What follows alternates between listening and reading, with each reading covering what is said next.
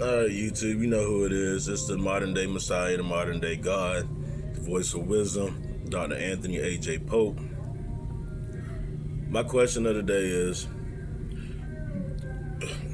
do you think the world would be better if black people stopped using racism as a crutch for their retaliation to somebody who offends them in a moment based on their behavior in a moment? That's a wordingly challenging question, so I'm gonna try to simplify it. If black people couldn't use the statement, "You racist, y'all always been racist, y'all just hate me because I'm black," and they actually got judged based off the actions they were doing in the moment when somebody calls them a nigga, stupid, or whatever it is they do, do you think the world would have a more peaceful solution to black people being insulted by another race? And I'm speaking on behalf of the black community, obviously. Again, the question is, if black people couldn't use our people were enslaved as a crutch, or let me rephrase the question again. If black people quit using our people were enslaved as a crutch, do you think something would trigger in their mentality to have them actually see the more positive things in life instead of constantly reverting back to the worst possible things and using those worst possible things as a reason for either their shortcomings, their little intellect? Like, there's millions of rappers throughout the last 20 years, 30 years that became millionaires. There's millions of black celebrities that are now millionaires. There's a few hundred maybe black artists, like painters, that become successful. So if there's different groups of black people that have reached a certain level of success, then it's no longer saying that we should go from saying black people are unsuccessful because of slavery and actually start looking at the people who became successful and what type of unity they had in their social groups to help them reach that level of success. Because there's poor white people just like there's poor black people. There's middle class black people just like there's middle class white people. All right? And ironically, more middle class white people help their children become middle class white people, whereas the black families destroy themselves based off of racism and the programming from William Lynch, Jim Crow, Rothschild, Rockefeller.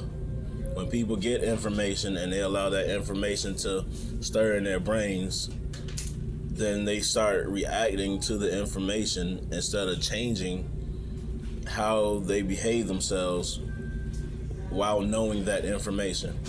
Like, if somebody walked up to me and said, black people were slaves, you're always going to be a slave, I'm like, nah, everything I do is going to show that I'm anti-enslaved. Right? If somebody walked up and said black people are uneducated, I'm like, nah, I'm going to go out and get an education. Somebody walked up and said black people only know how to play basketball, I'm like, nah, I'm going to go learn tennis and golf. All right? Life is about mentalities and choices. So we can go, oh, the white man wanted us to destroy our black brothers and destroy our black households and keep our kids away from the fathers.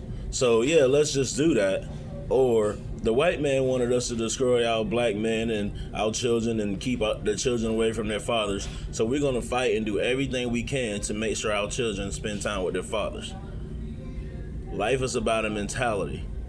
And a lot of women have just accepted the indoctrinated behavior of the structural society that invented the welfare and the Medicaid and the Section 8 instead of rebelling against it to keep the unity in the black family. So if you're a black woman with kids and you made it a mission to keep the kids from the father, just because you and the father quit working out, or because the father wanted to spend more time with the child as opposed to spending time with the mother once the child was born, then you are the very reason of the failure in your communities. You can't go around blaming everybody else for the decisions you make as a woman. You can't blame white people for the decision you make as a woman. You can't blame black men for the decisions you make as a woman. Women are always screaming, black women especially, are always screaming they got it harder than men. They got it harder than black men. They're the epitome of society, when black women are one of the most desired people in society across the board.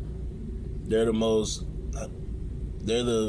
biggest generation of people that are being helped by everybody, and yet they still act like they had it harder than everybody.